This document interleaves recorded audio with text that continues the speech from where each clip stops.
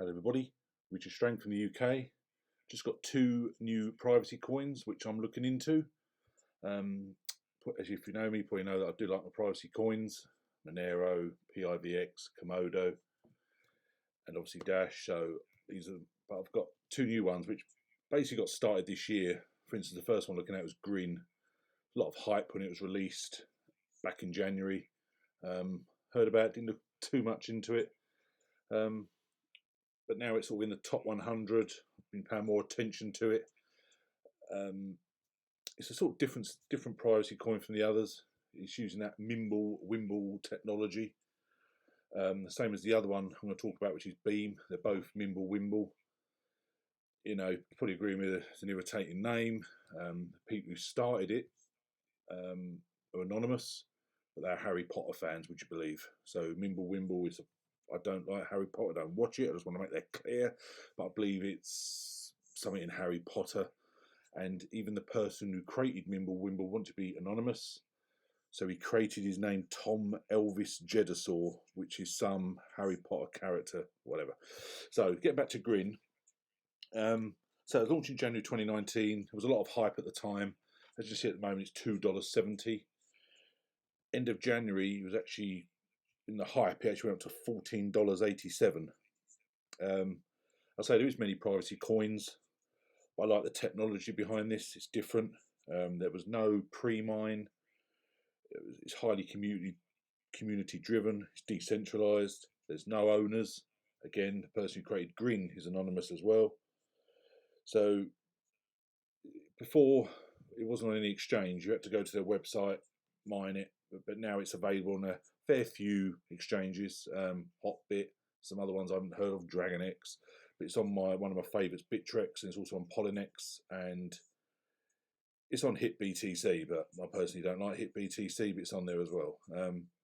So it's now available instead of just having to mine it, which some people like doing. Me personally, I've done that before, and I've sort of got past that really because I didn't see much profit in it. There are various third-party mining sites as well, but I personally, if you're going to do it, I would go. There is some, I think it's Minergate, Two Miners, GRIN Mint was another one I saw, but I'm looking into GRIN. I'm probably going to get something else on Bitrex. Just like I say, this isn't financial advice. This is just my opinion on two relatively new privacy coins. So do your own due diligence. I say there's plenty of privacy coins out there now. This is just slightly different, so I'm going to look into it. It's had a lot of hype, as I say. So would say there's one disadvantage of GRIN which I found, which sort of raised a bit for me, was every second a new token is added to the circulating supply. Every second, which, as you can see at the moment, there's a circulating supply of 18 million. So, you know, I think they do that to stop the transaction fees. That's the sort of the main reason behind it. Again, it's just a case of, I think any privacy coin is going to have growth, like we did before in 2017 when Monero, Dash, Zcash just rocketed in price. I think GRIN's got longevity. They haven't got a CEO. They haven't got, you know, they rely on sort of the community, you know, getting the project going more. They sort of rely a bit more. It's a private and lightweight Wimble blockchain, they call it. So it's got here what's GRIN, you know, it basically says electronic transactions for all without censorship or restrictions, completely decentralized. GRIN empowers anyone to transact or save modern money without the fear of external control or oppression. Okay, so I'll go through Wimble a bit more. This is just an overview of GRIN itself. And it's got here, like funding. GRIN is launched fairly, free of ICO, pre-mine, a founders award. We rely on donations to keep working on the project. So they're not trying to make some CEO mega rich. They didn't have massive funds to get them started. So they've literally started from scratch, to be fair. And the fact is now in ranked 88 on CoinMarketCap, with the market cap of over 50 million, shows the community behind it. And I believe it's been around for quite a while. I like it. I will be getting some, as I say. And there's another one I'm going to show now, Beam, which again was pretty much launched at the same time. And you see that's ranked 89. again using the Mimblewimble technology. The all-time high was $3.18 and it's now $1.49. It's got 48 million market cap. Again, the markets, it's on Hotbit, Huobi Korea, not major ones though. Luckily, it's on BKEX for myself. But as I say, not huge exchanges, but you can obviously go on their main site as well. So the difference between Beam and GRIN, GRIN is 100% community driven, no leadership whatsoever, where Beam is a non-profit. It's also driven by the community as well. But you know, Beam does a leadership team. Again, there's no pre-mine. Got many of the features of GRIN, and the fact that both of them have broken into the top 100 this year is excellent. And again, another one's probably got some longevity. Go on the Beam website, you can see how you download the wallets. Plenty of reasons there how to do it. It's quite in depth on their website. There's quite a lot of stuff on here to read through. It's got here where to buy a Beam, download the Beam wallet. It shows all the exchanges it's on. I say I've never heard of half of those, but again, look at the 2019 roadmap. We've got plans obviously keep going. September, as we approach September, it's got research, alternative consensus. It's got enhanced wallet security. It's got the bulletin board for swaps. It's got algorithm change coming into November. So they've got plans, got a roadmap. The fact it's smashed into the top 100 again gives me a lot of hope that this is again going to be around for a long time. So it's another one that I'm going to keep my eye on, should we say, and I will get some Beam as well. There's many privacy coins out there. You know, I've been looking at Horizon. There's loads of them basically, but my probably the favourites are PIVX and Komodo, purely for the technology, and I personally believe, my personal opinion, longevity. So I say the Mimblewimble is behind both these projects.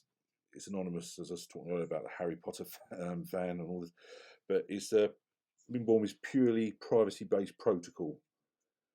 It's not a blockchain, it's not a cryptocurrency, it's purely the technology.